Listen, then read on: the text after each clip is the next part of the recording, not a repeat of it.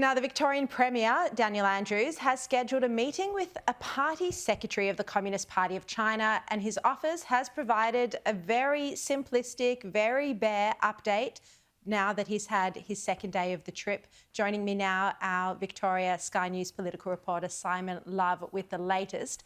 Simon, thank you for your updates on this. You've been reporting this so well. What can you tell us about who Dan Andrews has met with today? And also I understand you've spoken with Peter Jennings, the former head of ASPI. What was his view on the trip as well?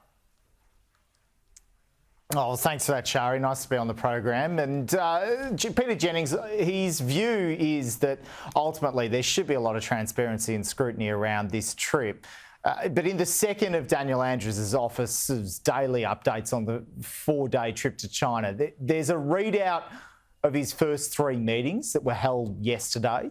So the statement also confirms his schedule for Wednesday. Daniel Andrews is now travelled by train from Beijing to Nanjing. He's meeting with Xi Jinping, the party secretary of the Communist Party of China's Jiangsu Provincial Committee. He's then meeting with the governor of Jiangsu. And as you mentioned, Peter Jennings has already raised concerns to Sky News about the meeting with the CPC party secretary official. That's the gentleman on the left of your screen, as you see now.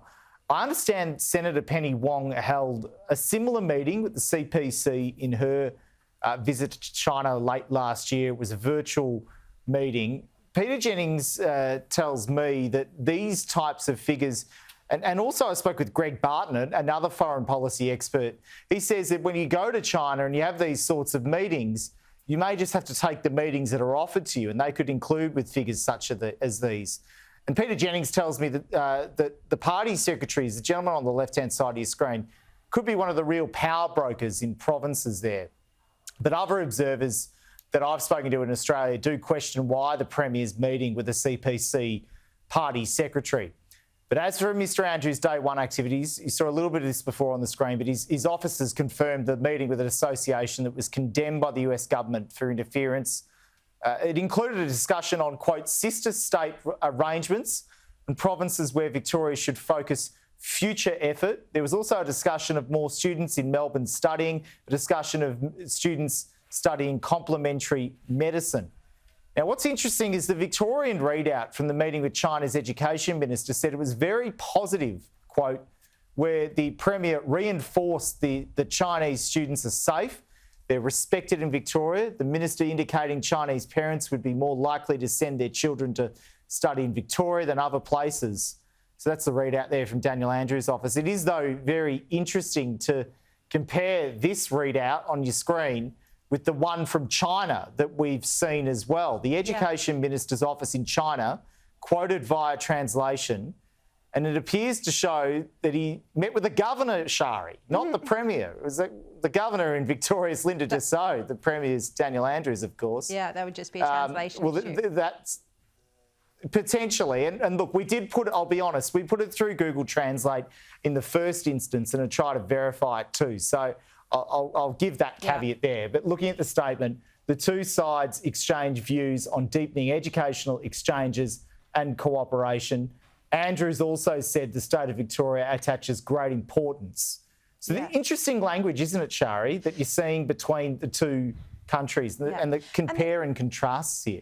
Yeah, and of course, you know, it's all very well, Simon, that the Victorian Premier and his office are defending their trip, defending not taking media on it, and you know, absolutely nothing wrong with encouraging Chinese students back to Australian universities. Of course, from my perspective and many others, the issue is that we have seen an increasingly aggressive China globally and in Australia. This is the first international visit by a senior politician since the pandemic, since China's aggressive actions, and we still have an Australian journalist, Cheng Lei, in prison in China, an Australian mother whose children haven't seen her in years.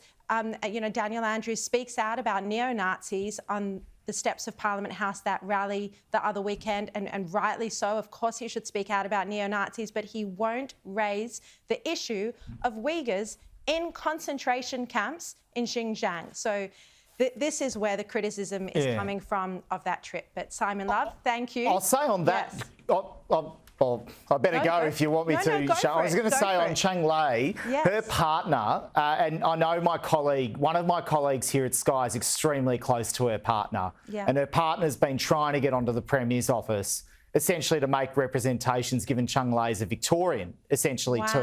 Wow. And the Victorian Premier's office hasn't quite gone back to the partner for a reply, or at least said, OK, Daniel Andrews will raise this. So But you see, Simon, that's outrageous. This is interesting. Because as Daniel Andrews was about to fly out, he said he wasn't going to raise the case of Cheng Lei because he was going to leave it to the foreign officials to raise. It was too sensitive. He's the Victorian Premier. He's the only senior politician who has had a meeting accepted in China. It is up to him to raise it. And even more so, and the first Australian leader to be there too. And even more so, as you've just revealed, that her family, her husband wants him to raise it and that she's a Victorian. I think that's inexcusable.